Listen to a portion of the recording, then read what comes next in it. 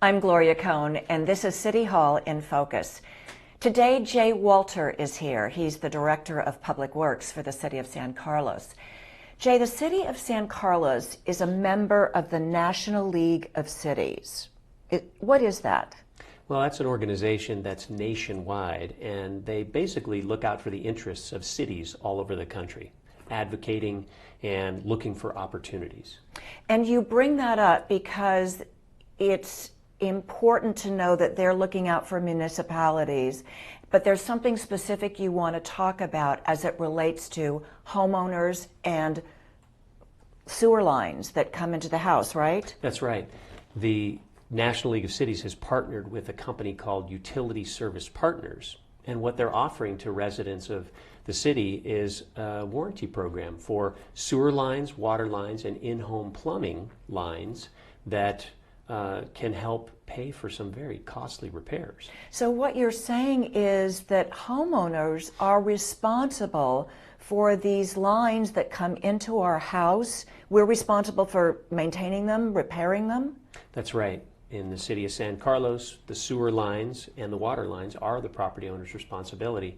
And so if you can provide an opportunity for some insurance coverage, then it may not be such a big hit to the pocketbook if they have a problem with one of those lines.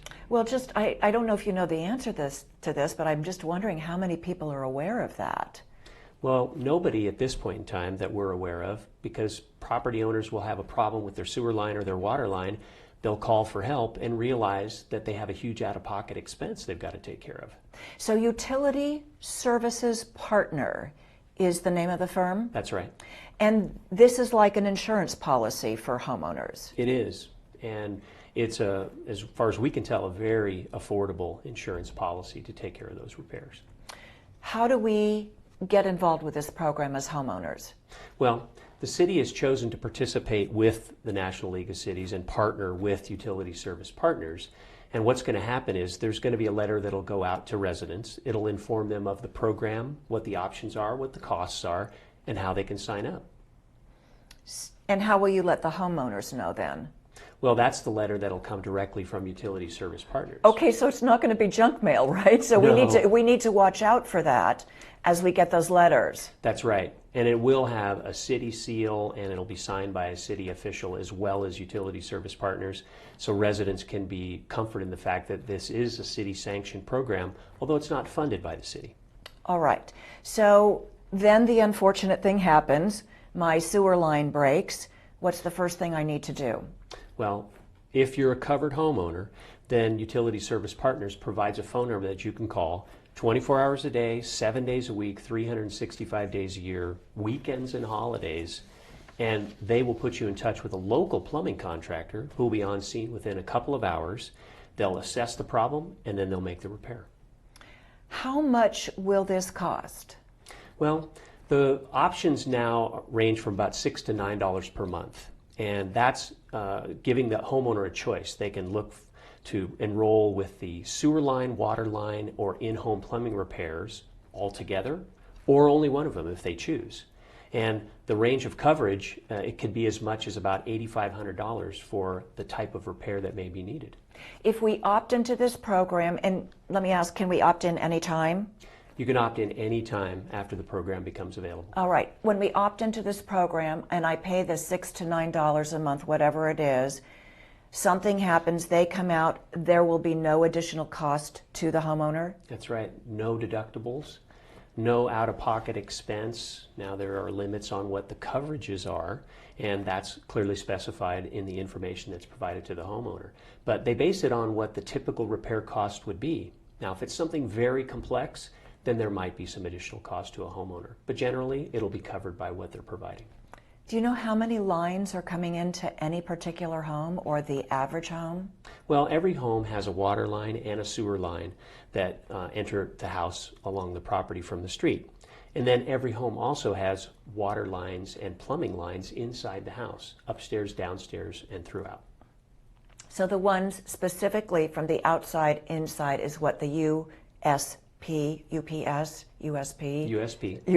things will be covering. That's right, but also the homeowner can choose to have an option to cover the plumbing inside the house, which is a big advantage because a lot of times a repair that's needed, you may see it quite clearly outside the house on your property, but if you have a problem that's happening within your walls or below your floor, you may not see it for a long time, and by then you may have had a lot of damage that would have come from water or the waste.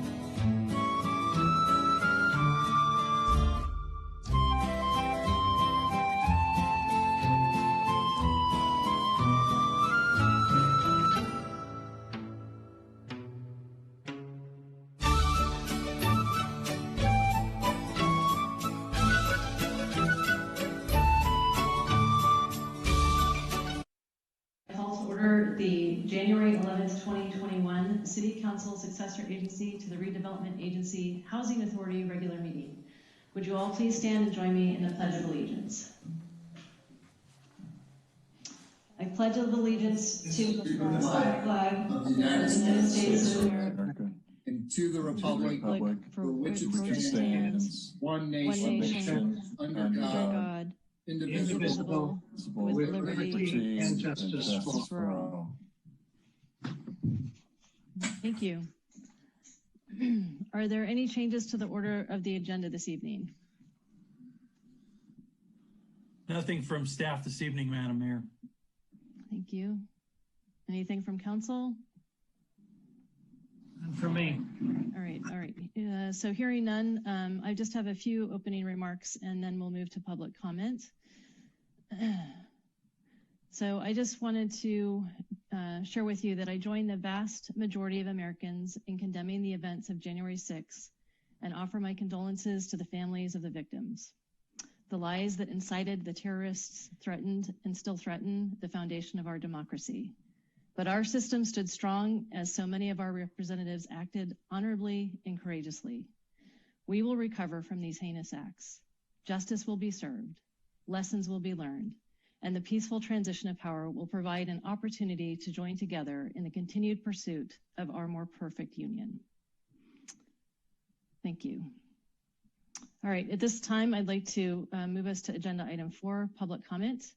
Persons wishing to address the City Council on matters not on the posted agenda may do so. Each speaker is limited to 2 minutes.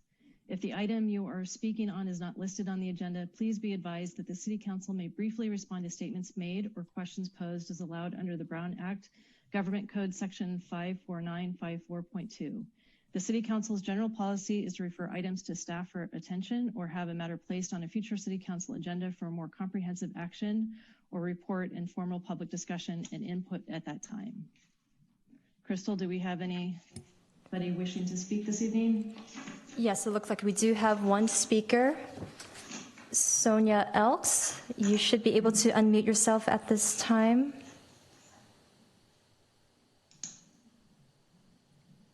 Hi, can you hear me?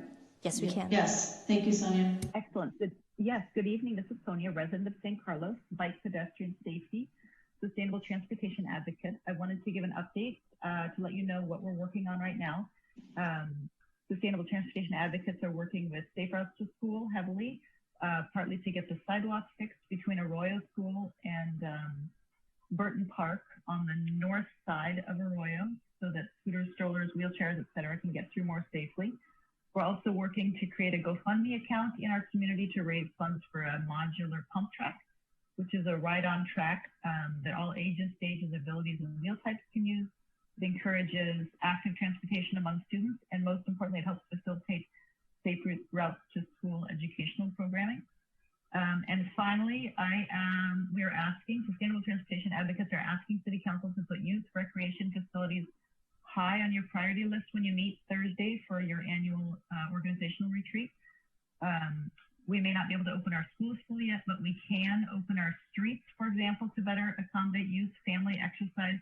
Rates of youth obesity, anxiety, depression, and suicide are alarmingly rapidly rising with this prolonged pandemic, the uncertainty around the vaccine, et cetera. And we urge you to consider changes in San Carlos that would promote more recreational youth facilities in a pandemic linked directly to air pollution. Thank you. Great. Thank you, Sonia. Crystal, are there any other members of the public who wish to speak? No, I'm not seeing any at this time. Okay, thank you. All right, so with that, we'll move to agenda item 5, the consent calendar. Do we have any council members who wish to pull an item from the consent calendar? Madam Mayor, I'd like to pull item 5I. 5I, okay. And then I need to pull 5J. I need to recuse myself from that item since that agenda item takes place near my home, so Sarah will be administering that. Councilmember Rack, is your discussion relatively brief on that? Should we take that now, or do you want to hold it till later in the meeting? Well, I mean, I'm thinking it's sort of a 10-minute item. I have a couple questions for staff on it, but I don't anticipate it being super long. Okay. All right. Well, if the council is amenable, if we could go ahead and discuss that now. Okay. If you want to do it now, or do you want to do it after whatever you want? I'm happy to do it now. Yeah, go for it. Okay. So I guess I wanted to just sort of understand the process, because we're talking about two separate units, two separate or multiple properties here, and sort of the ability of the property owner to pull those units together. And then I wanted to understand sort of, we're looking at, I think it's September is when this originally went into effect. And it sounds like they've got a year to complete these projects, the work on that. And can you just explain sort of the process around that? Because it sounds like if it's over a year, then we potentially have some recourse around that. So, and then I just had a comment after that. So I don't know who's going to take this one. Good evening, Madam Mayor, City Council Member, Stephen Machida, Public Works Director. Let me answer your first question, your last question first, and this in regards to the subdivision improvement agreement. So that subdivision improvement agreement, yes, they do have 365 days, after the signing of that agreement to kind of complete the work. Now, this work is really only for the off-site improvements. So this would entail the curb gutter, sidewalk, the connections to the sewer, the connections to the water, any other connections, utilities, electrical, cable, that sort of measure. So it's not really related to kind of the on-site improvements. So that would be including some of the grading, the on-site grading, the improvements of the building itself. So they would essentially have, essentially 1 year after the completion or after the signing of this agreement. Now, one of the struggles, one of the challenges there, obviously, is if, in fact, they are close to that 1 year deadline, if we have them install a lot of those improvements prior to when they're finishing the on-site improvements, in many instances, they could damage. For instance, they could damage the sidewalk or curb gutter with some of their heavier trucks or some of the dumpsters that they may bring on site. So in some cases, we do give them a little leeway to finish up on site and then do the off-site work afterwards. And if they sort of at the point where they're sort of required to do that, if they do sort of damage after at that point, it's their responsibility to repair that at that time? It is always their requirement, yes. If they do any damage before we actually accept those improvements, it would be a requirement that they fix and repair any damage that they did. Okay. And then I guess the question is on this, so we're talking about, they have by right, are there no setbacks over there? So they have a right to just have one property basically? Because I think it's like multiple properties together, is that right? That is correct, there's 2 lots. Okay, and then I guess this is this is sort of a question, Stephen. I thank you for that. That helps me on that one. Just for Al, on I believe for this one, if he's on, I don't know if he's there or not. I see him there. So this is a property that I think has like 6 super sort of over 2,000 square foot units, right? So this is one of these where they sort of, we have a requirement of 7 units or more to do affordable housing, and they've sort of done 6 giant units, and so they're not paying into the affordable housing fund. They're not building any affordable housing units. Is that accurate? Yes. Okay, and I know this is sort of not the first. There's multiple places around town that are doing this, and so to me, it's disappointing that some of these developers are doing this kind of work. To me, just sort of getting away from doing the right thing on affordable housing. So I think we were talking about looking at that and what our options were around that at some point. Can you give me just a quick update on whether we're close to getting this so we kind of avoid this in the future?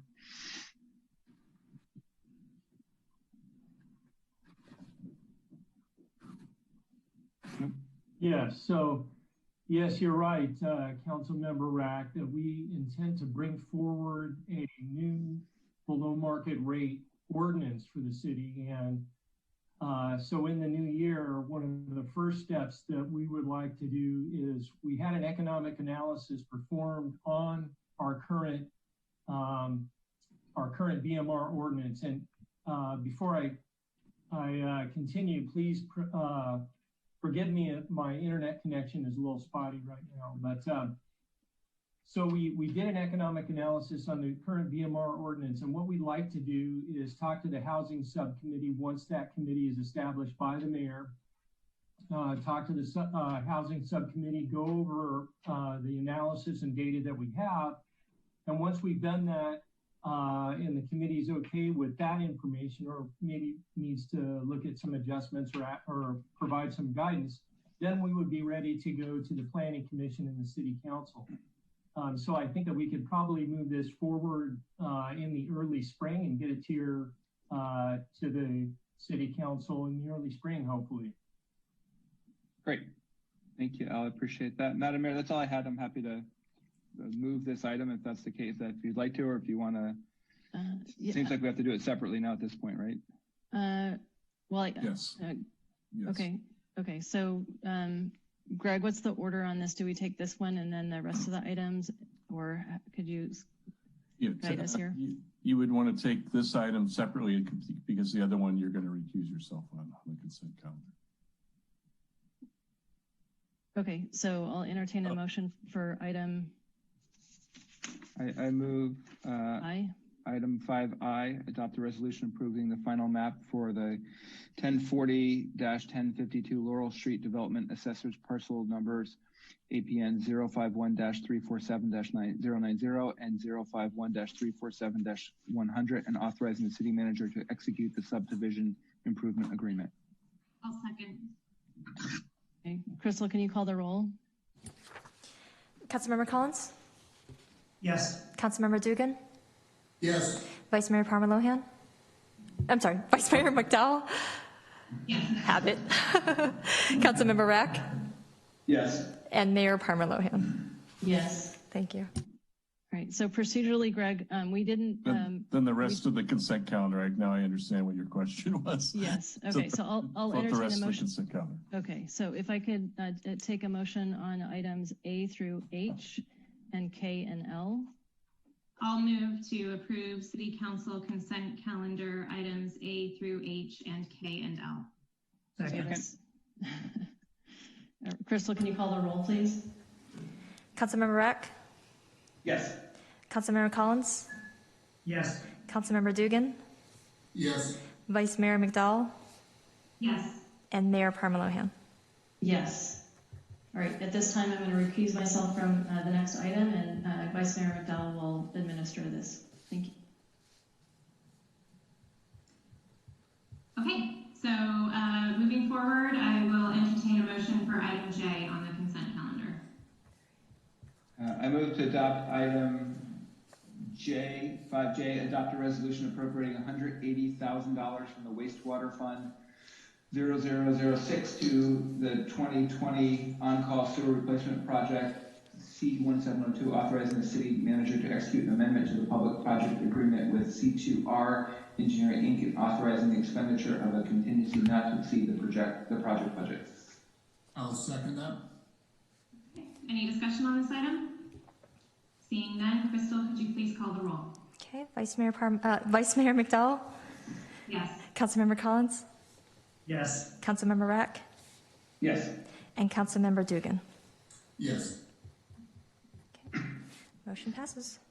All right, thank you. All right, reports to council. We'll be receiving an update on the coronavirus. Jeff, is this you today? This is me. Oh, wait, here we go. Okay, good evening, councils, member of the public.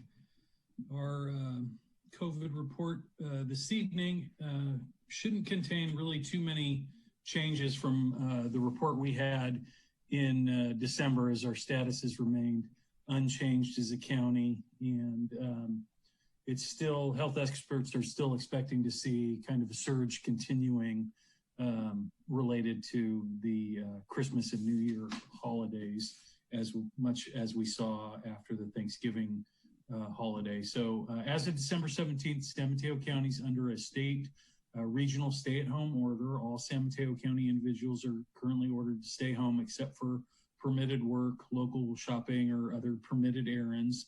So keep your travel and leaving your home to minimum remains in effect. The Bay Area Hospital ICU availability is still at an all-time low of 0.7. So there aren't a lot of available beds in the ICU, and that's a critical metric that we need to see improve before businesses and activity can begin to reopen and resume. San Mateo County residents can call 211, which is open 24 hours a day, 7 days a week, with non-medical and non-emergency questions about COVID-19 and the regional stay-at-home order.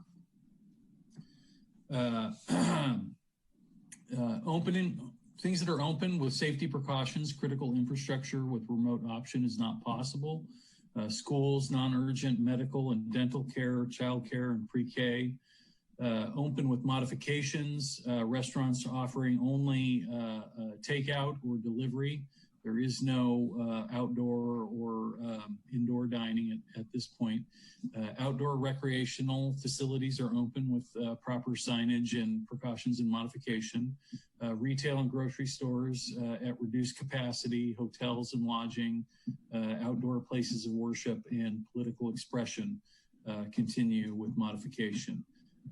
Things that are closed: hair salons, barbershops, personal care services, wineries, bars, breweries, distilleries, with the exception for production, retail, sale for consumption, museums, family entertainment centers, live audience, sports, card rooms. All non-essential retail businesses have to be closed from 10 p.m. to 5 a.m. to reduce movement and the mixing of households.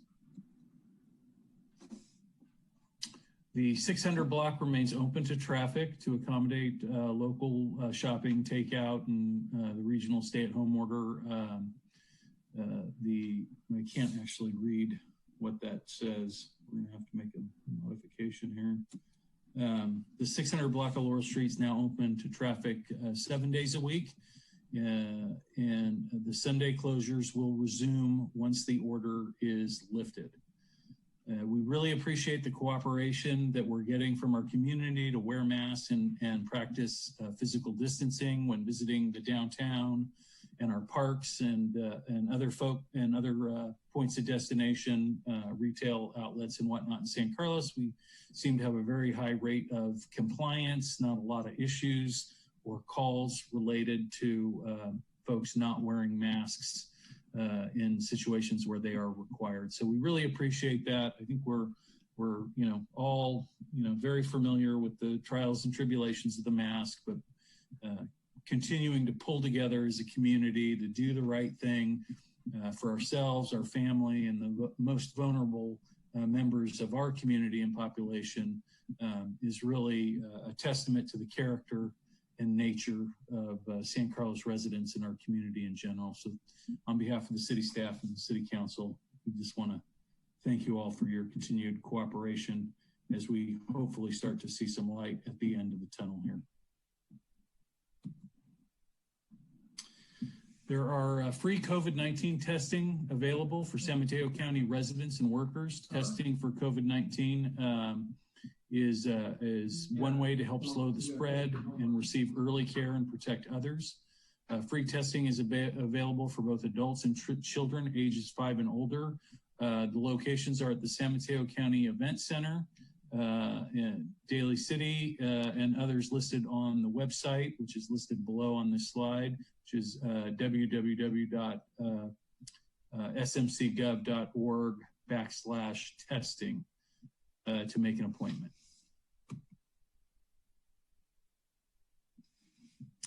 This is a invitation to an online event to learn more. If you're interested in learning more about the COVID-19 vaccine, what you need to know, you can join the San Mateo County Health Department on January the 13th at 11:30 a.m. And that would be, Tara, you might have to help me out because I don't see where they would do that on this slide. Okay, they can go to the San Mateo County Health, the same email address that you gave before to sign up. Okay. Thank you.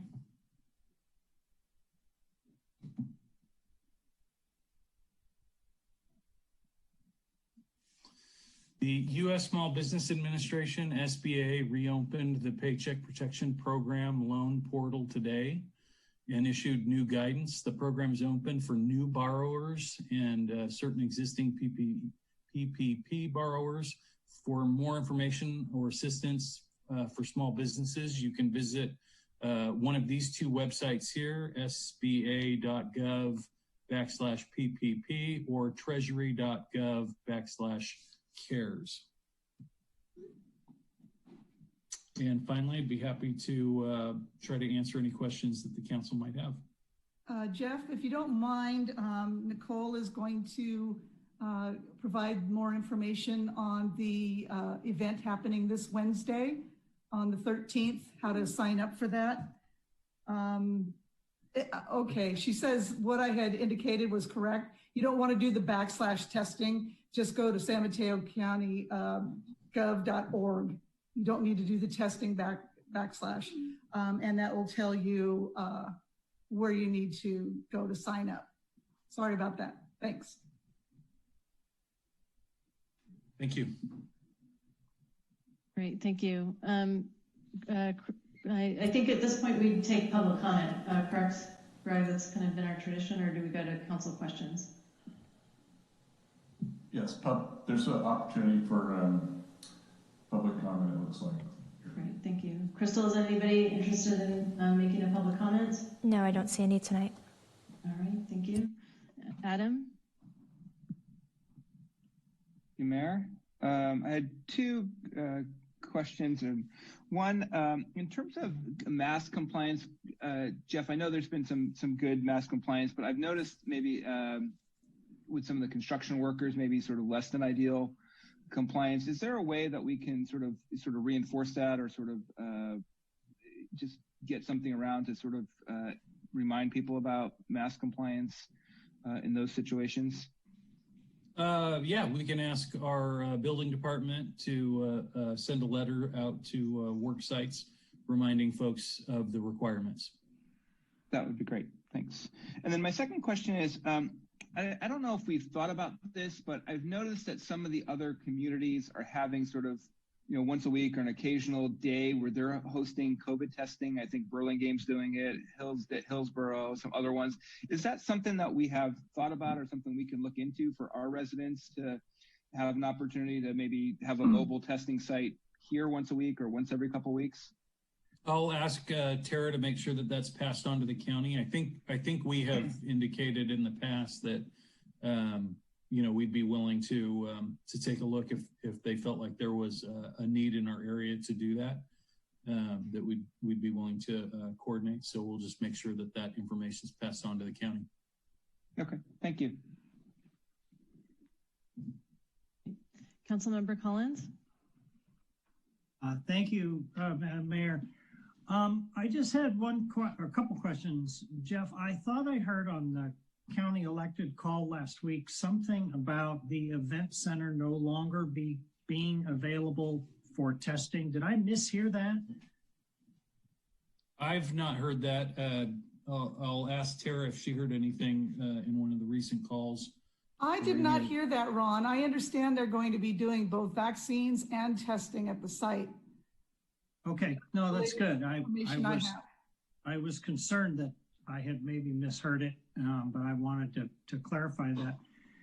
The other question I have is, now that vaccines are beginning to become available, do we know whether or not people who are getting tested is increasing, decreasing, unchanged? Is the availability of the vaccines having any effect on people choosing to get tested that you're aware of? My understanding is yes, more and more people are getting tested because it's spreading around all over. So There is definitely higher demand out there than ever before. And do we know, I guess maybe this seminar, this live event on Wednesday is going to tell us how many doses there are and what the expected wait time might be? It's possible. I know that they're going to start putting out vaccines as quickly as possible. So those numbers might be moving. As soon as they're speaking about it, they might be changing. But I'm hoping that it'll be pretty comprehensive and give people a real sense of what is happening in our county. Great. Yeah, I'll once it's available. I'm in Group 1B, so as soon as it's available, I'm going to be in line. Rub it in. The one time youth doesn't have the advantage. That's right. Age has its compensations. Thank you, Madam Mayor.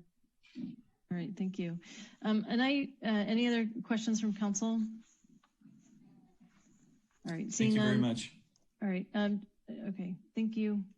All right, so next item is the public hearing with respect to the ordinance on San Carlos Municipal Code Title V. I think we'll take a presentation from Andrea. Good evening, Honorable Mayor and Council members. Andrea Martis, Principal Planner. Tonight, we will be presenting proposed changes to various municipal code sections with regard to both in-home and commercial child care centers. I'll begin with a brief background, discuss the proposed municipal code changes, and then conclude with some upcoming actions regarding child care in general.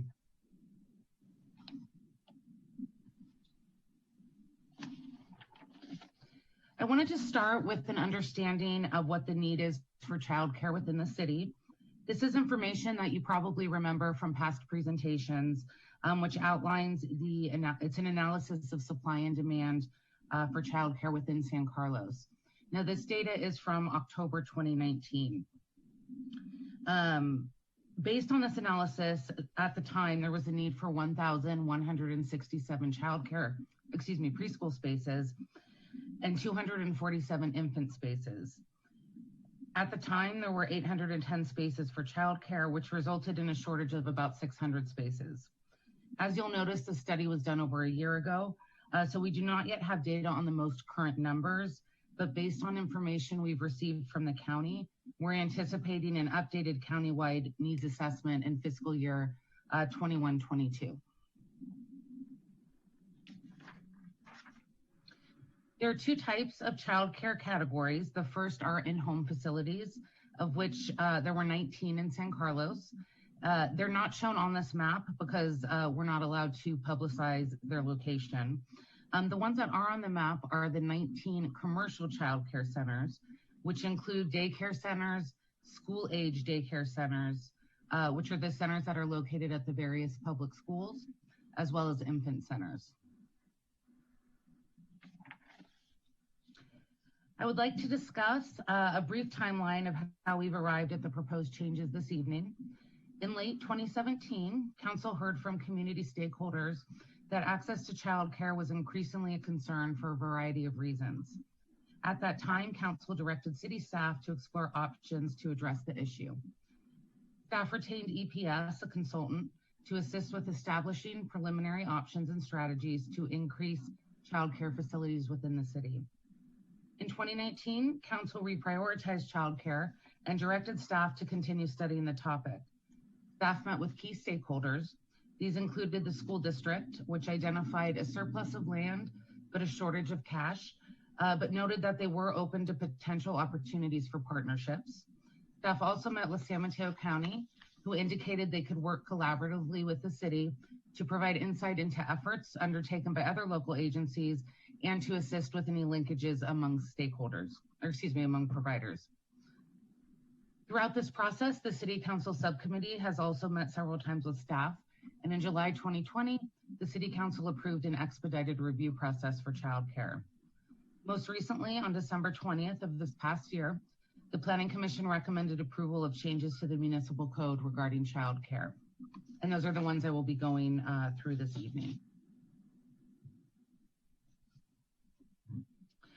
Before we start those, I also wanted to talk about the short-term actions, which were identified as the quicker actions that the city could undertake that have already been completed or are under review. The first is the City Council waived the traffic impact fee, or TIF, for all commercial childcare centers in 2019. In July of 2020, the City Council approved various logistical changes, such as streamlining the internal review process, which included a reduced time frame, standard conditions of approval, and a designated staff person for childcare inquiries and outreach. A nexus study for a possible impact fee was also completed. And staff met with the Child Care Law Center to discuss proposed minor municipal code changes for this evening, to receive input as well as discuss possible substantial changes in the future. And then this evening, staff will be going through the minor code changes that are proposed.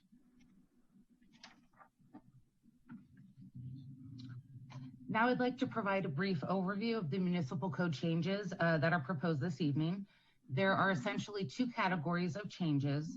The first are those changes proposed by state law, which affect small and large in-home daycare. These include allowing in-home daycares in any zoning district where residential uses are permitted, removing the requirement for in-home daycares to have a business registration, and prohibiting any kind of discretionary review. The second category of proposed changes are those that staff and the Planning Commission are recommending for commercial child care centers, which include permitting them by right in districts where they are currently conditionally permitted, new processes for parking and circulation, and changes to the overall use standards.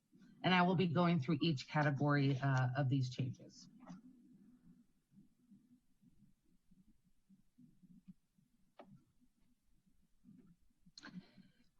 The in-home small and large care facilities, I wanted to just define those to start with. The small family child care in-home facilities can have up to 8 spaces for child care and are currently right in our municipal code. The large family child care allows up to 14 spaces for child care, and per our current code does require a use permit. However, as I mentioned, the new laws require us to allow those by right. SB 234 also preempts the city from requiring a business registration or imposing the minor use permit. Other changes that will affect in-home child care facilities are a change to Municipal Code Section 504, which regulates business registration requirements and fees. Staff is proposing to update that to exempt both small and large in-home child care facilities from business registration requirements. And then another change is the in-home child care facilities, as I mentioned, must be permitted by right in any zoning district that allows a residential use. So changes throughout the zoning title, which is Chapter 18, reflect updates to these requirements. Now I'd like to move to the recommended changes for commercial child care centers. These are changes that are not required by law, but that are being recommended to remove barriers to the creation of more childcare spaces. All of these recommended changes refer specifically to commercial childcare. These proposed changes include allowing childcare centers by right in areas where they're already conditionally permitted, which would remove either the minor use permit or conditional use permit process. This would in effect remove the public hearing requirement for these proposed centers.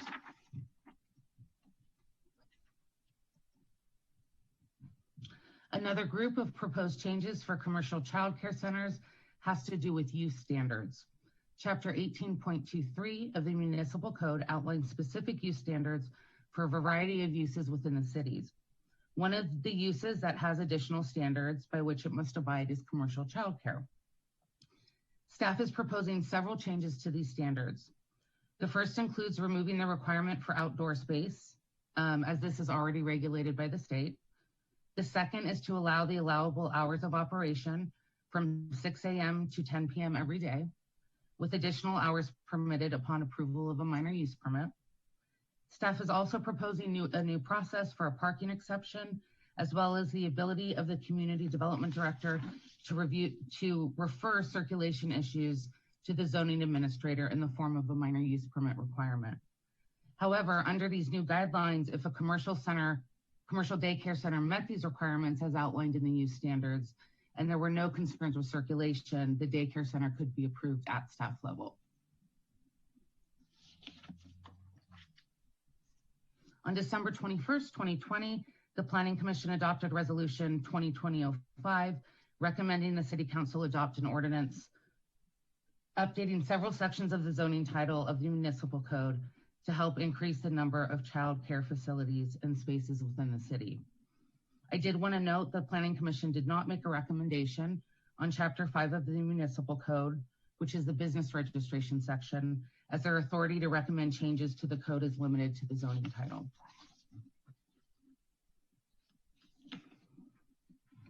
In terms of next steps, if the City Council chooses to introduce the ordinance this evening, the second reading would occur on January 25th. And then finally, I wanted to end the presentation with a preview of some future actions we're anticipating working on within the next year. In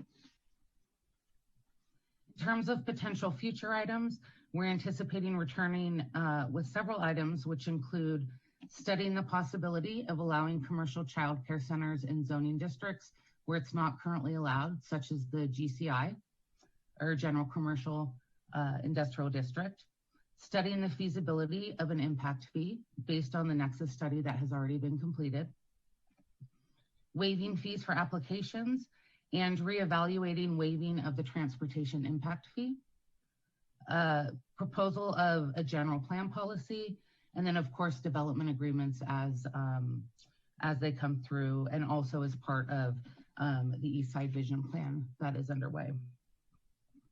Staff also anticipates an outreach campaign, which includes a specific childcare website, information nights for providers, a pamphlet as a startup guide for operators, as well as a possible spotlight newsletter. And with that, I'm available for any questions. Thank you. Great. Thank you, Andrea. Very nice presentation. Before we get to council questions, Crystal, is there anyone from the public wishing to make a comment? No, I'm not seeing any hands raised. Okay, thank you. All right, and Greg, I have in my procedures that we need a motion to close the public hearing. Is that correct, or do we go straight to council questions? We close the, we go to, you can do it either way. You can go to council questions before you close, or you can close the public hearing after you've taken public testimony. All right, let's go ahead and go to through the chair. It looks like we do have a public member of the public raising their hand at this moment. Okay, thank you. Sonia Elks, you should be able to unmute yourself. There you go. Yes, I would love to comment, but I want to give the council question first just to make sure I don't ask something dumb that maybe I just misunderstood. Can I go at the end? Yes, we'll come back to you, Sonia. Thank you. All right, and with our new system, I was not able to see who raised their hands first, whether it was Council Member Collins or McDowell. So whoever would like to go first. Go ahead, Sarah. Thank you, Ron. Thank you, Madam Mayor. I have two questions. Thank you, Andrea, for the great presentation. I really appreciate all of the work that you've done, and I'm all for removing barriers to increasing our childcare capacity in San Carlos. My question is, what would the public review process be like, or how would the public voice concerns about parking or circulation if we remove the public hearing process under the minor use permit? Thank you, Councilmember McDowell. So if we remove the requirement, there would not be a mechanism by which the public could comment.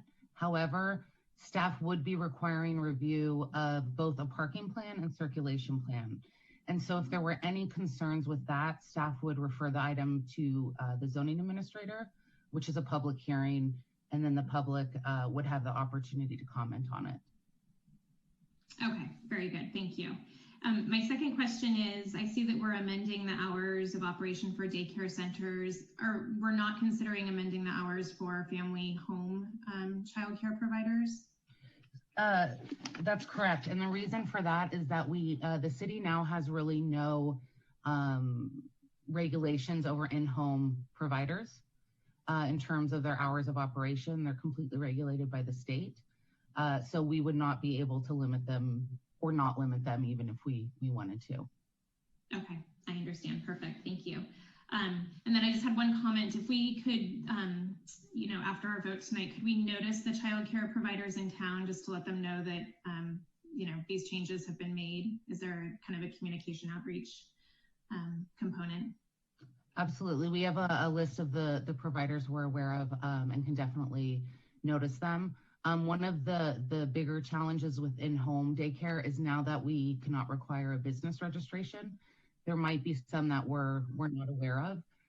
So we can also reach out to the county coordinating council and see if we can get their help in reaching out to the ones we're not aware of. Perfect. Thank you very much. Thank you. Councilmember Collins. Thank you, Madam Mayor. Nice presentation, Andrea. Very thorough. I just had a question on two questions. One on the minor use permit. If there isn't really a hearing, is there some sort of notification perimeter that you're requiring so that neighbors know if there's going to be a in-home childcare center coming? For an in-home childcare center, there's not, because the city doesn't require them to register with us. Okay. So we would not know if they're coming or not. Okay, all right. And then my other question was, have you found that there have been potential childcare centers that have expressed difficulty in overcoming some of our previous barriers? Have we lost some that had we had these new set of requirements in place might have located here? I mean, I don't know how you would know that, but I'm just wondering if you have any anecdotal information on it. I do. Definitely with, one that's not really applicable anymore, but at the time, we were aware of a few small in-home daycare centers that did not want to become large in-home because of the public hearing process. Now, however, that won't apply anymore. But for commercial centers, we've had a few inquiries where either the time of the review process and public hearing was an issue because they would have had to enter into a lease with a landlord without knowing if they were going to be allowed or not. That was one issue. And then another issue was just finding locations where they could operate, regardless of whether a use permit was allowed or not. So it sounds like this will be a big improvement. I believe so. I believe so. All right. Thank you. Thank you. Thank you, Councilmember Collins. Councilmember Rack. Thank you, Mayor Palmer-Lohan. I just had a couple of questions, and I'm assuming we're saving comments for later. Is that correct? Yeah, we'll take public comment and then call for a motion and then do discussion and comments. Okay, perfect. I will just stick to questions for now then.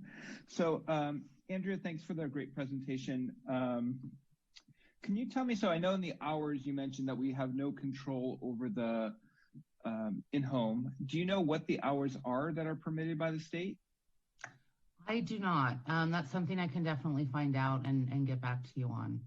Okay. I'd just be curious if we're proposing to match those or different on that. So that would be one question. And you mentioned about the sort of not knowing, so if you don't have the registration issue, are there things that the county has access? I mean, how do we know, like, if there's a health or safety issue that does the fire department, police department know that this is sort of an in-home daycare? Yeah, so there's a few things. As part of the state requirements, they do have to do inspections with fire, and county is also aware of their existence as well as any complaints or issues that might come up. One thing that the city would see, however, is if an in-home daycare was doing some sort of structural or improvements or something that required a permit. And at that point, we would be doing inspections and checking for safety. But our biggest resource, I think, will be the county and the coordinating council for childcare in terms of knowing how many we have, where they are, and any concerns that might come up. Okay. And then I try to keep this brief and moving on things. But so in terms of the conditional use permit, what is the normal time frame that takes? I mean, how much time are we talking about potentially saving for them, for the commercial daycare centers?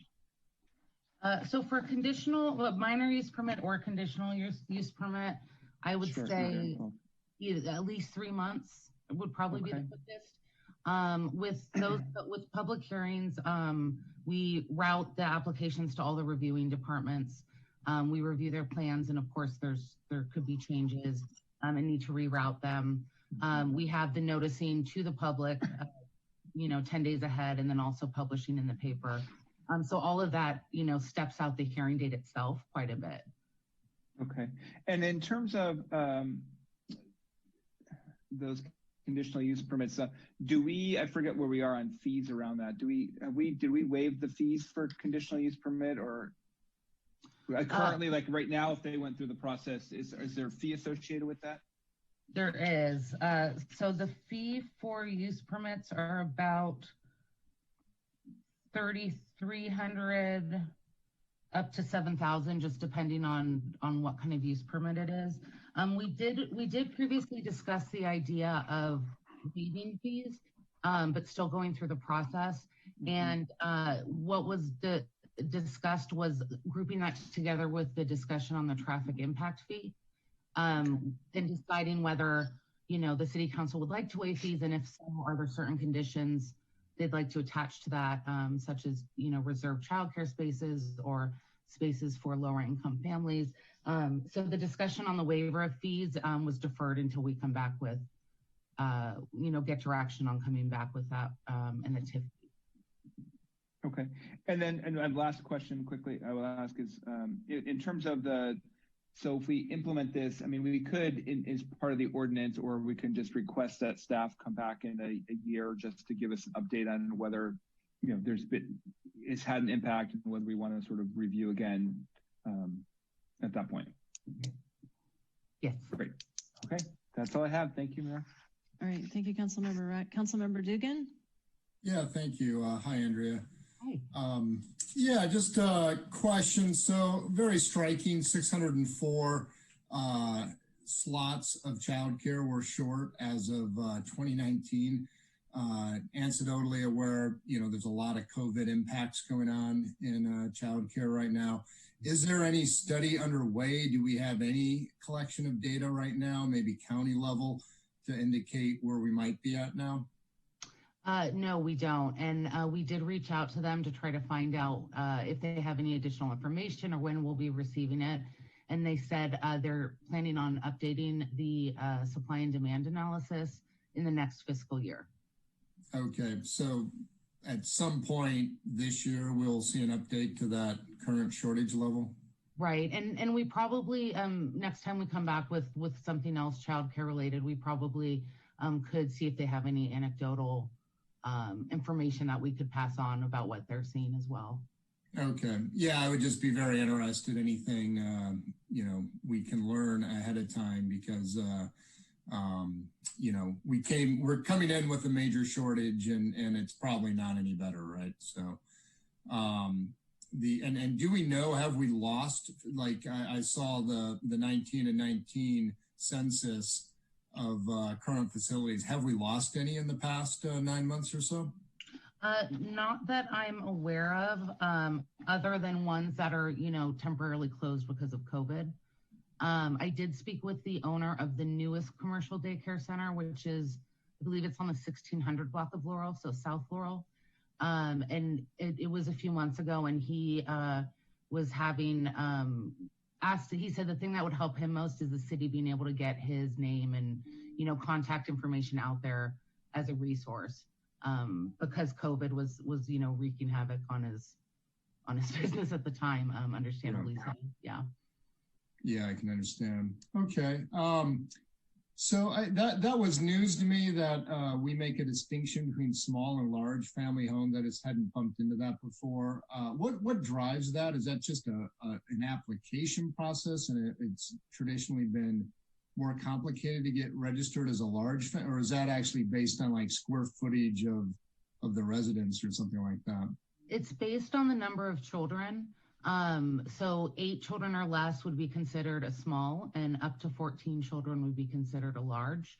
In terms of our review process, they were 2 separate processes, either allowed by right for small or a minor use permit for large.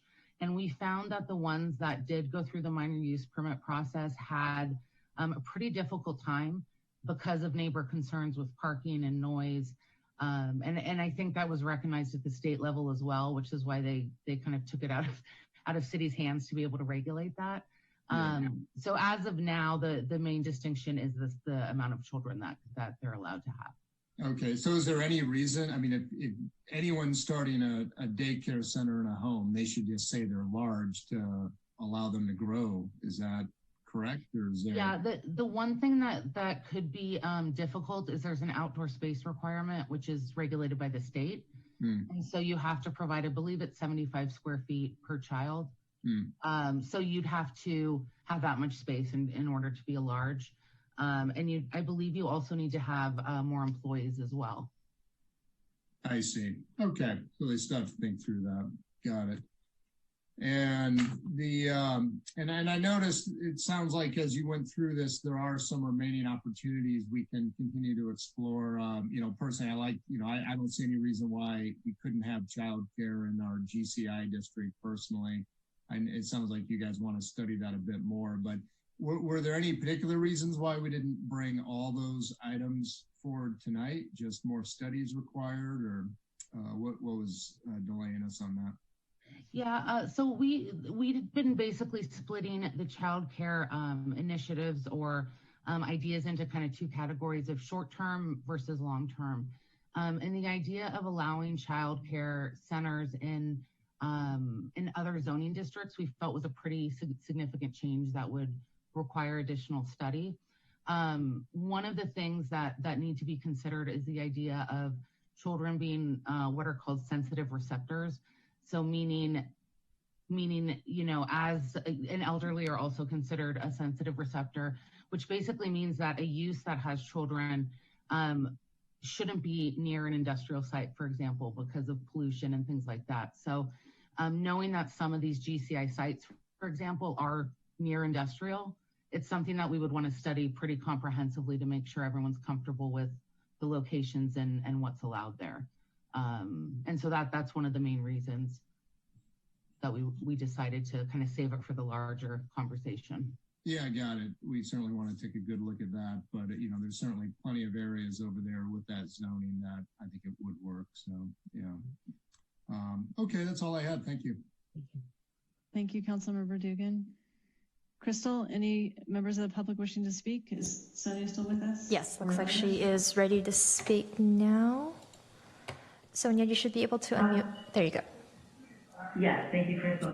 So, quick question: why wouldn't daycares be required to register their businesses and just waive the fee? I guess I'm confused about why there's a lack of registration. That seems like you would want to know about them and have these numbers at your fingertips, but you just wouldn't charge them the fee. Isn't it just a little bit of paperwork?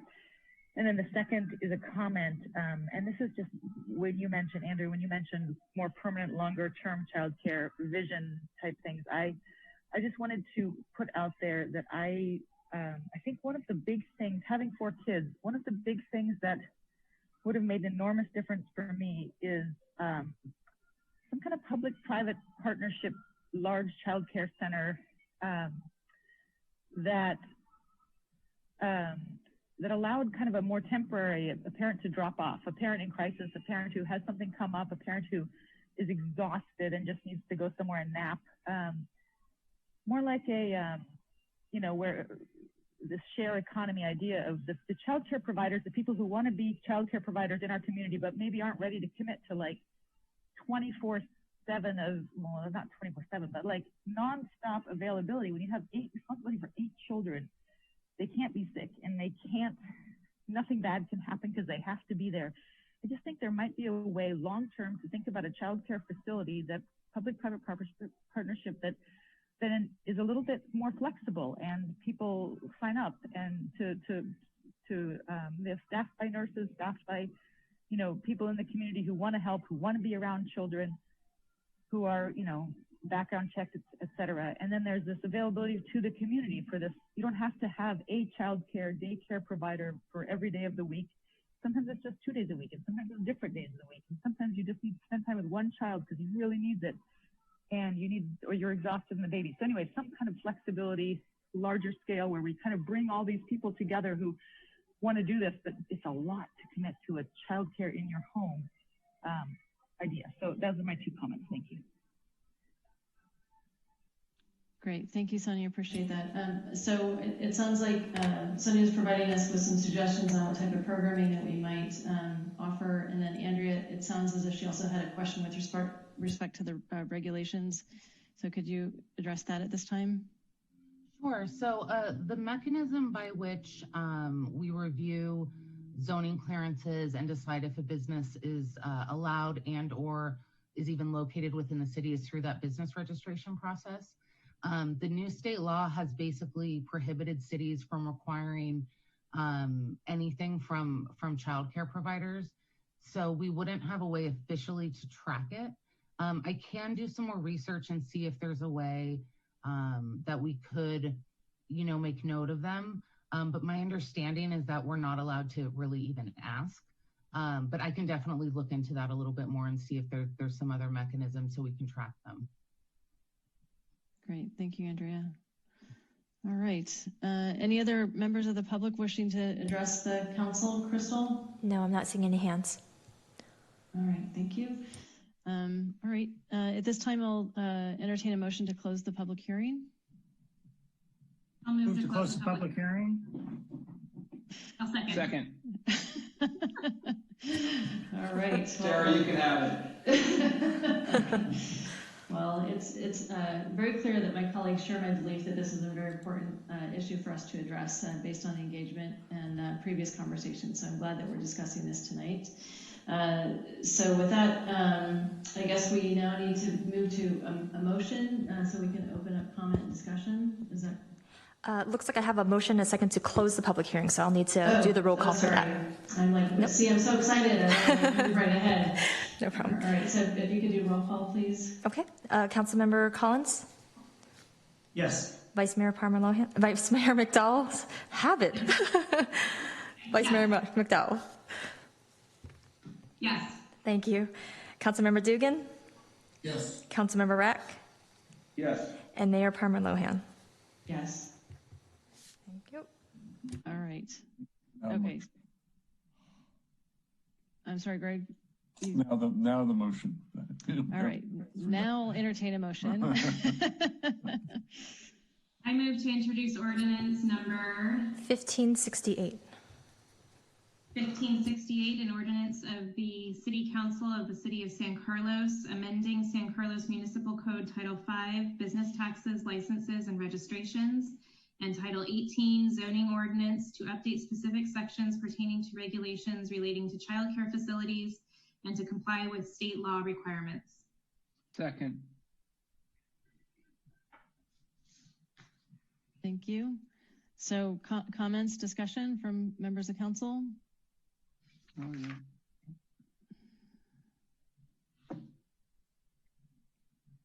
All right, Councilmember Dugan.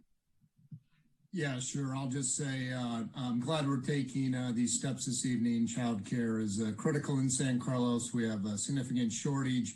We don't even know how much trouble this industry's in due to COVID. So anything we can do to help, and we're taking a good step this evening. So fully support it. Thank you. Councilmember Rack.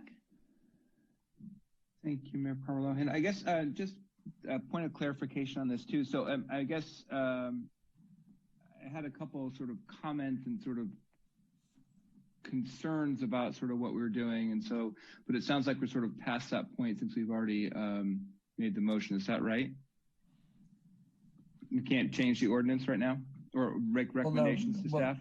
No, I mean, at this point, this part of the process would allow you, if you wanted to make changes to the proposed introduction of the ordinance, you could propose some changes that when we bring it back for the second reading would be incorporated. Okay, well, I'll just express my kind of two concerns that I have. I mean, I certainly support what we're doing here and want to see this in place.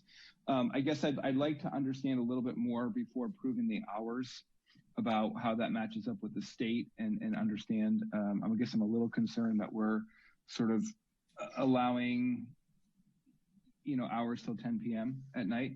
That's sort of more minor for me. I'm a little more concerned about I'm happy to sort of waive the fees on the conditional use permit. I'm a little concerned as it ties into the zoning changes we're potentially looking at for GCI, because I am concerned we've got places with industrial waste, we've got things that are unhealthy, and I'm worried that if we approve these, that remove the conditional use permits now, we're setting ourselves up for some potential issues for a later discussion. And so I think they're more appropriate to be tied together with the zoning changes to understand that we do that correctly. So that's just my concern about that. I'm happy, I think if we wanted to waive the fees on it, I'm totally supportive of that. I just have a concern about tying that together with the potential, that we're not tying it with these potential zoning changes, which may present issues for us later on from a health and safety perspective. But so those are my kind of concerns on that. And I would wish that we could kind of look at those, at least that piece together. The hours I'm less concerned about from a make or break thing for me. Thank you, Councilmember Rack. So is that something that Greg, or is it appropriate for Greg or Al to comment on that? Well, at this point, I thought we were not making any changes to the GCI with these new changes. But we're talking about doing it at another meeting. That's right. And if we waive the conditional use permit now, then we've waived it for GCI if we make zoning changes to allow it in GCI. So it seems like we're sort of should be doing the GCI piece first and then doing the conditional use if we feel comfortable with the zones in the GCI. I feel like we're doing this backwards on this piece. That we should be doing the zoning change first and then the conditional use permit changes, provided we're comfortable with the zoning changes. So could I just ask a clarifying question? So when I read this, I was looking at it to mean the more or less the in-home daycare, which would not necessarily be in some of the other areas of the city, unless I misunderstood. Through the chair, I can respond to the zoning district specifically. So for the commercial child care districts, where we're proposing to remove any use permit requirement, it would be in the RM 59, which is multifamily residential high density or medium to high density, as well as all of the mixed use districts. I'm sorry, all of the mixed use districts except downtown where it's prohibited. And commercial daycare would remain prohibited in industrial districts and the GCI districts as well. So if in the future the council decided to allow daycare within the GCI or commercial daycare, it could be as permitted outright, it could be a minor use permit, it could be a conditional use permit at that time. But as of now, these changes will not make any difference to the GCI. It will still be prohibited there under these changes. I guess I'm concerned that we're sort of have the potential to be inconsistent around our policy with this, if that's the case. Well, some of what's driving this, Councilmember Rack, is that the state standard for small daycares, at which we're lifting a lot of those requirements, and for the large daycares, and then the state's not regulating in the commercial areas of cities. They're trying to encourage daycares where in residential areas.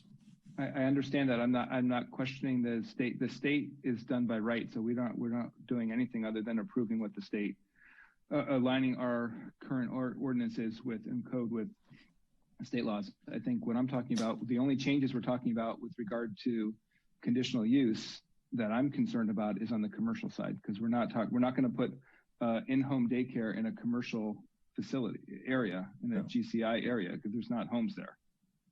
So, I mean, that's the area I'm concerned about, is that we're going to make changes to potentially zoning changes to the GCI area, and then we'll have already done commercial. We'll do these conditional use changes, and we're sort of now putting ourselves in a position where we've made changes to conditional use for commercial, and then we're going to sort of create two different standards potentially if we're saying that you need a conditional use permit in GCI.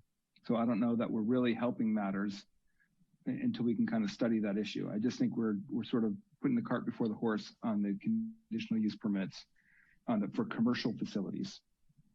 I have no issue with the other ones because it's right by the state. my colleagues may disagree, I'm fine with that too. Well, the process to make that change, since we have a motion and a second, would be to propose a competing motion, if there's something you would like to do. But I think, if I'm understanding it, the concern is about, we're not changing the commercial zoning areas, and you'll have total flexibility when that comes back to impose a use permit standard. We just don't have that in certain areas, so. Madam Mayor, can I briefly respond to Adam? Yes, yes, Councilmember Collins, please. You know, to me, this is a separate issue. I mean, we can make changes to the commercial area when we need to make changes. To me, this is an incremental thing, and they're separate issues. It's already prohibited over there. That's a separate issue that we can explore whenever we want. And I don't think we ought to sacrifice what we're doing now for something that we want to look at or that we will look at eventually. I think we just let's get this done, assuming that we're going to vote for it, or let's decide on this issue. We can take up the other issue later because we do have a motion on the floor. I think we need to focus on this right now. I appreciate that, Ron. I think that's helpful clarification. I guess my one question would be to, if I could request, and I think this does need to be part of the motion, that we could have staff come back in a year and just at least update us on how this process is going, and if there are issues from the community with regard to the conditional use permits for the R and MU zones. And if people are comfortable with that, I don't think that needs to be part of the ordinance, just a request at the staff level to make sure we're not having issues or concerns that we want to address. So if that's the case, I'm happy to support, and we'll take the second issue separately. Great. When we come to the GCI zoning. All right. Okay. Thank you, Councilmember Ruck. I appreciate that. Councilmember McDowell? Thank you, Madam Mayor. I just wanted to chime in that I agree with Ron. I think that the review process has been kind of cumbersome, as Andrea alluded to, for some daycare centers, and I'd like to try and speed that process along and remove barriers. So I also wanted to just address the potential future actions part of Andrea's presentation, and just say that I'm very much in favor of continuing the work and the studying, and the outreach campaign looks fantastic. And I appreciate that we've tackled the short term, and I'm very ready and willing to look at the long-term issues now too, so that we can continue to make forward progress on childcare in San Carlos. Thank you. Thank you, Councilmember McDowell. Councilmember Dugan? Yeah, I was just going to chime in, and Councilmember Rack, I certainly hear you on that, and I support your thought that when it is time for us to look at the GCI zoning, if that does make sense after the staff study, I would certainly want to see a conditional use permit. Would want to understand exactly where those are going, and that they make sense. So I hear your concern on that. But I do think we can likely address that when it comes back around, and we're looking at the GCI zoning in particular. And I would fully support keeping the conditional use permit layer of review on any child care in that part of town. Thank you, Councilmember Dugan. Councilmember Collins, thank you for being patient. No worries. My only question is generally of staff.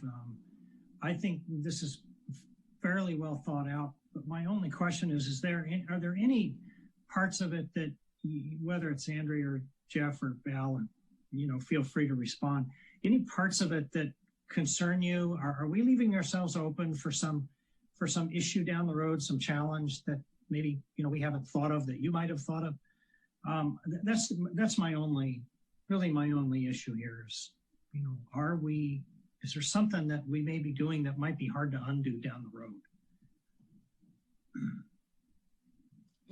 I can go ahead and answer that, Council Member. I don't see anything within this packet of changes that would constitute that.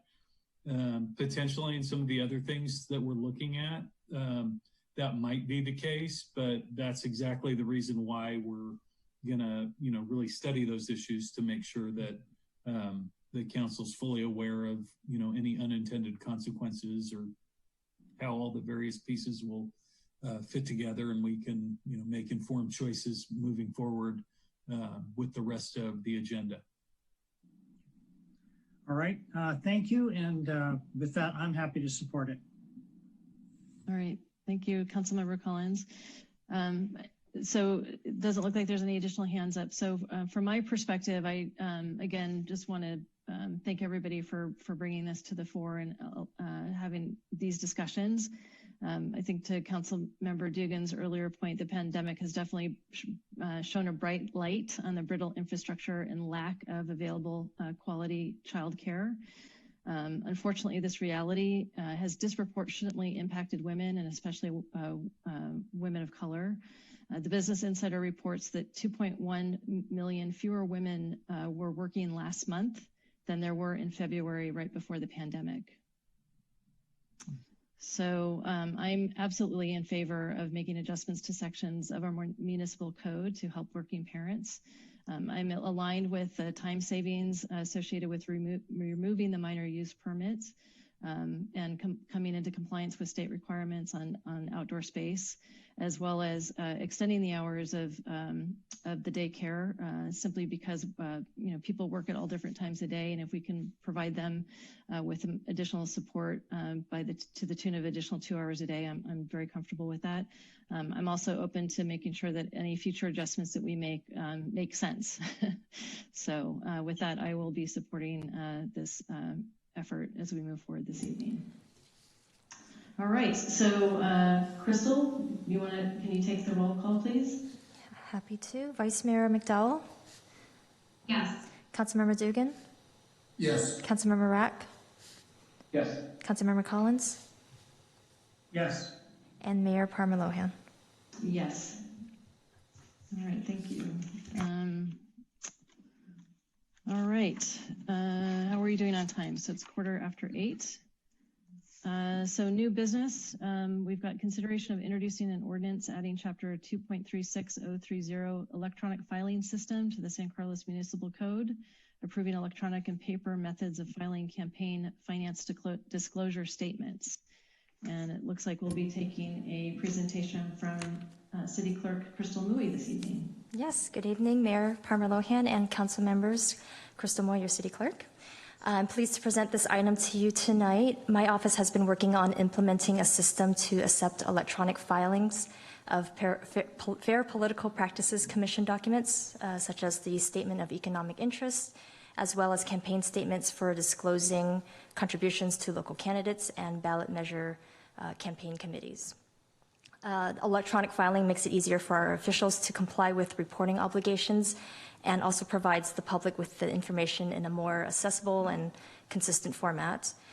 On January 1st of this year, Assembly Bill 2151 went into effect and requires that we post specified campaign statements on our website within 72 hours of receiving those filings. So this electronic system will greatly help with reducing the labor of complying with the bill. For the city to use and accept an electronic campaign filing system, the City Council must adopt an ordinance which requires findings approved, with required findings approving the use of an electronic system, and those include that the system will operate securely and effectively and will not unduly burden filers. The system must also be available free of charge to filers and the public for viewing filings. And it also must include a procedure for filers to comply with the requirement that they sign statements and reports under penalty of perjury. So the ordinance before you tonight includes those required findings. Staff is recommending that you introduce the ordinance tonight, and then we can bring it back for the second reading at the next meeting for adoption. So that concludes my presentation, and I'm happy to answer any questions that you may have. Great. Thank you, Crystal. Are there any questions for Crystal from the council? All right, Crystal, are there any members of the public who wish to comment on this item? Take a look. I don't see any hands. All right, so with that, I'll entertain a motion. I move to introduce ordinance number 1569. 1569, an ordinance of the City Council of the City of San Carlos adding Chapter 2.36.030 electronic filing system to the San Carlos Municipal Code, approving electronic and paper methods of filing campaign finance disclosure statements. All right. Does anybody care to second the motion? Second. All right, thank you. Discussion and comments. I saw Councilmember Collins, your hand go up. Thank you, Madam Mayor. My only comment is I'm going to support this. I wish it was in place 9 years ago. It would have made things a lot easier, so I'm happy to support. Great, thank you. Councilmember Dugan. Yeah, I basically had the same comment, except I was going to say 6 months ago. After driving a lot of signatures around town and, my treasurer chasing me down, this is, will be a good system and will make the whole process work better, so fully support it. Thank you. All right, any other comments? Raise my hand. I just want to thank Crystal for her work on this too. Thank you for getting this in place and happy to support. I'm very excited about this as well. Thank you. Great. All right. All right. If you could call a roll, Crystal. Assuming you don't have a conflict of interest here, right? No. Councilmember Dugan? Yes. Councilmember Rack? Yes. Vice Mayor McDowell? Yes. Councilmember Collins? Yes. And Mayor Parmer-Lohan? Yes. Thank you. All right. Thank you. Okay, so this next item under new business, item 8B, is consideration of appointments to the City Council subcommittees and ad hoc committees for 2021. We'll be taking a presentation from Jeff Maltby, and then I have a few remarks before we get into the discussion. Thank you, Madam Mayor. This particular item is an annual item for our first meeting in January, typically, where the council reorganizes their committee and regional assignments. The mayor, under our code of conduct and ethics, makes recommendations to the council about how that works. We received, the staff did, the input from each council member that we put into a spreadsheet indicating preference and availability and whatnot on various committees that was provided to the mayor so she could begin to work on that. As is the case typically every year with our ad hoc subcommittees, there were a number of committees we listed in the staff report that we were recommending eliminating, either because we didn't anticipate there being enough work to justify a subcommittee. There might be a few items in that area coming forward that could just come directly to a commission or the city council, depending on what they are. And then we had a number of subcommittees that were related to specific development sites that were creating some difficulties under the Brown Act. We were having to make sure that we weren't taking certain items to multiple subcommittees, even though their jurisdiction suggested that they might actually go to those subcommittees because of the membership would have created an overlap that would have potentially created a Brown Act violation. We worked hard to make sure that wasn't the case last year, but I think based on the feedback we got from a number of council members throughout the year, it was sort of increasingly recognized that might not be the best approach moving forward. So rather, we have 3 separate subcommittees now that are more of a geographical area that will deal with development and economic development. There's the industrial arts subcommittee that will really encompass all of economic development within that area. We have the downtown subcommittee that will have the same type of jurisdiction within the downtown. And then we have the economic subcommittee that will cover the rest of the community in terms of development. And then in regards to housing, that will be covered citywide by one subcommittee.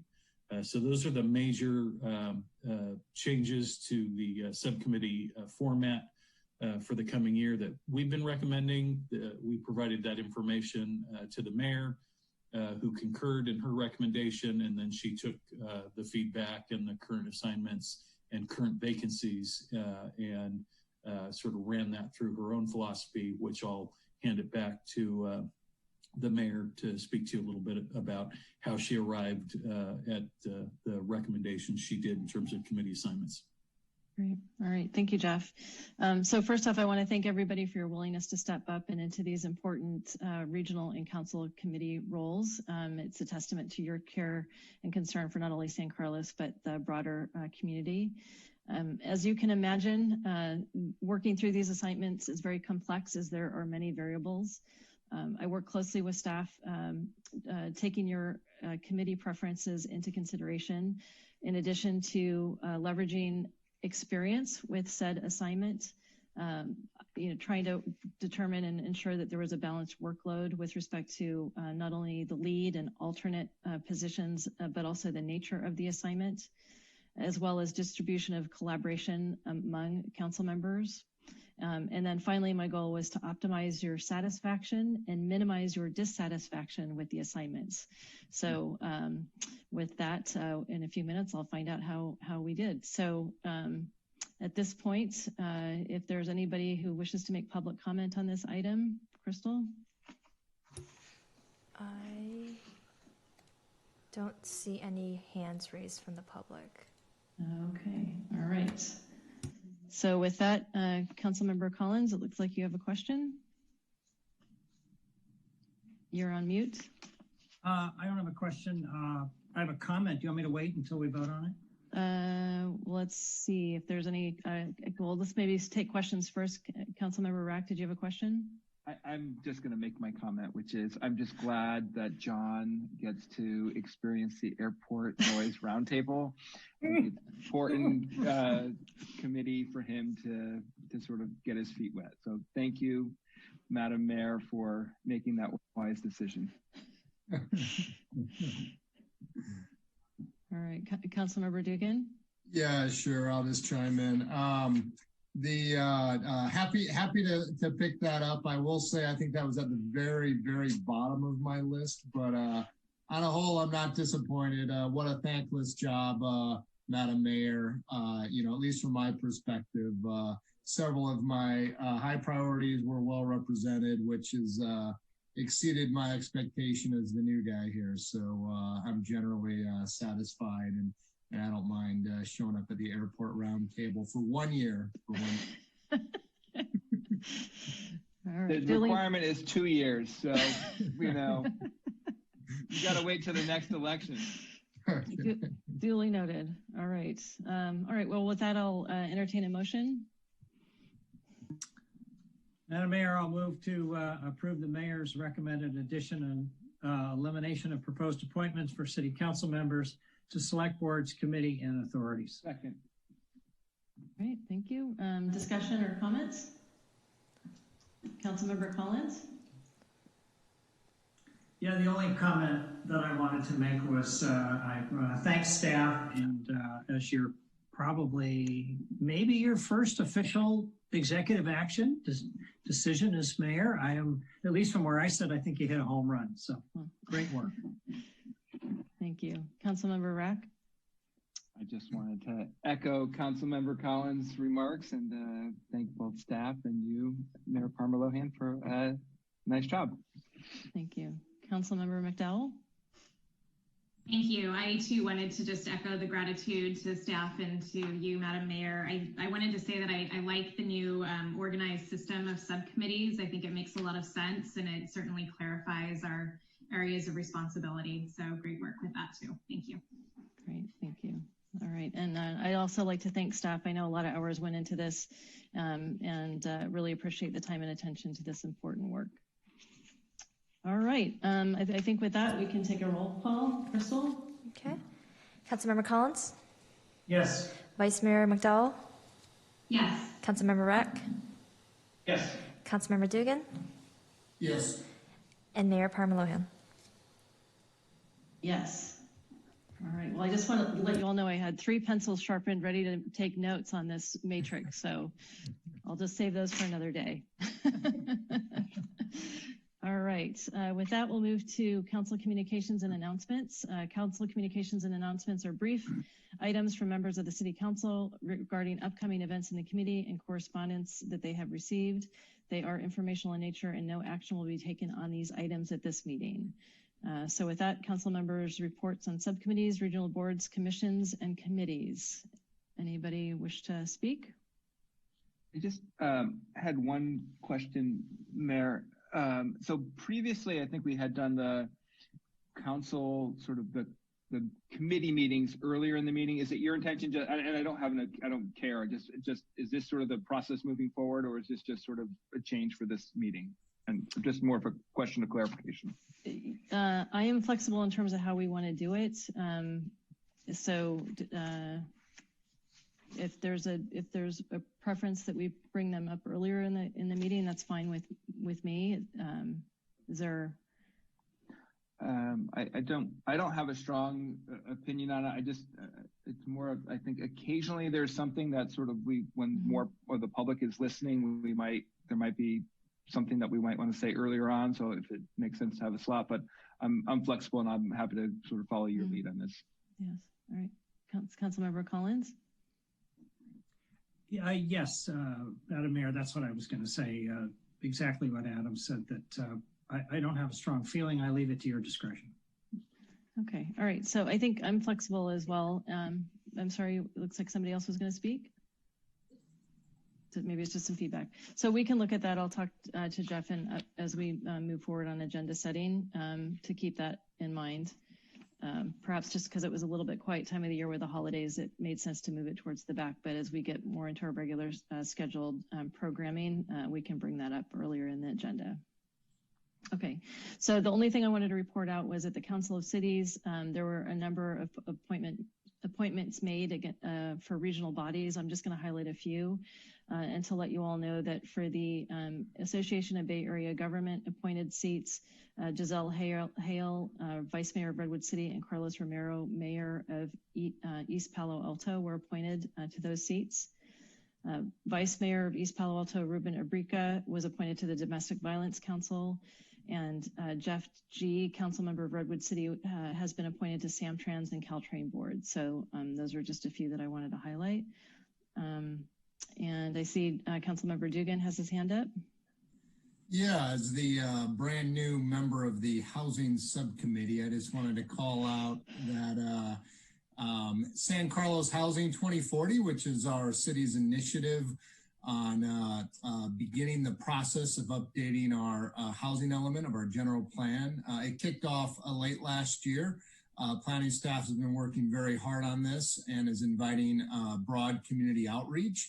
And to that end, on January 20th from 6:30 to 8:30, there is a virtual workshop to inform the public on what this process looks like and to also gather input and lay out next steps. So I'll just call everyone's attention to that and encourage everyone listening to this to participate in that important conversation. All right. Thank you, Councilmember Dugan. All right. Are there any items for agenda setting?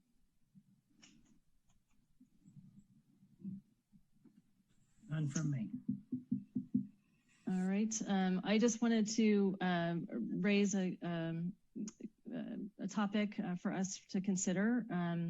So during the holiday season, I know many enjoyed the eucalyptus holiday lights, although this year I did receive abundant feedback from our neighbors about the impact of the eucalyptus street holiday lights, trash, traffic, and at the top of the concerns were some safety issues. I'd like to recommend that council convene a discussion on this topic, and I'd like all of us to work together towards improving conditions for the fall holiday season. And I am open to input on this particular item. Madam Mayor, I appreciate you bringing this up. I too received a lot of feedback over the holidays, and I know that public safety is really important to all of us. So I would support the idea of figuring out some kind of a community engagement or dialogue. And I'm wondering if maybe the council could briefly discuss this at our upcoming retreat. I'd be in favor of that. I'd be in favor of that too. As would I. So, sure. All right. Okay, and that was from Councilmember Dugan? Yes, I would support that as well. Okay, terrific. Okay, well, we'll make sure that we do that. Thank you. Any comments from staff on city administrative business? None this evening, Madam Mayor. All right. Well, thank you everybody for the discussion this evening, and the meeting is now adjourned. Terrific. Thank you. Bye-bye, everyone. Have a good night.